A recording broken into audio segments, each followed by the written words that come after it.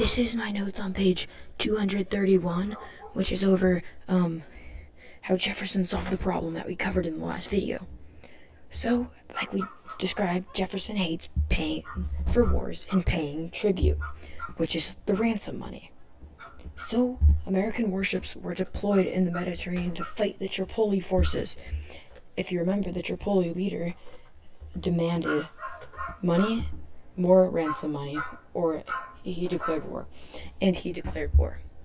And this war with Tripoli plodded along until 1804. So, a very important American ship was hidden, and the captain crew was ransomed, and a man named Stephen Decatur set the ship on fire as a last-ditch effort. This was a very influential time because it showed what America was willing to do, and this was the most extreme measure. So, Tripoli signed a peace treaty in 1805, and the U.S. pays $60,000 rather than $3 million. Keep in mind, both were huge amounts of sums of money back then, but $3 million is much more than $60,000. So, the Barbary States kept raiding pirate ships, though, although they weren't at war with Tripoli.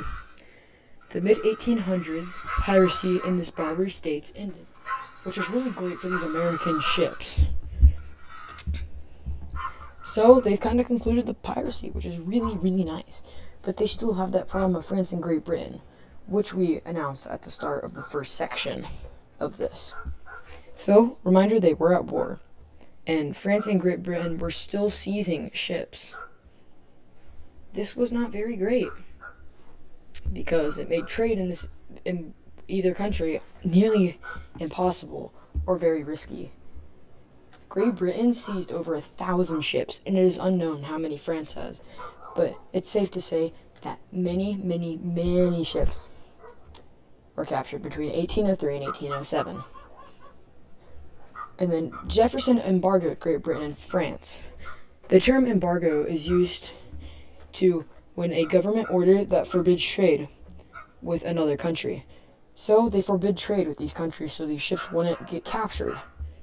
This kept American soldiers, or American sailors, to be put into the British Navy.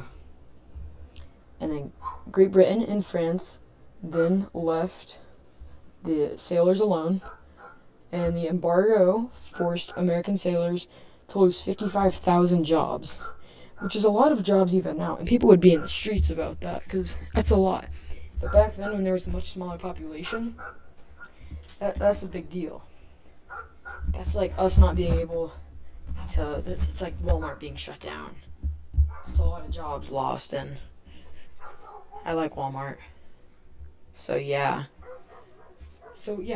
this was kind of the aftermath of that embargo, hinting that every cause has a consequence.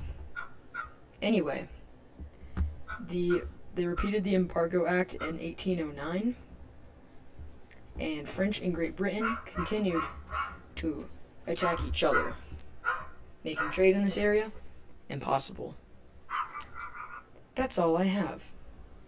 Thank you for listening to my podcast. Stay tuned for vocab for chapter 12.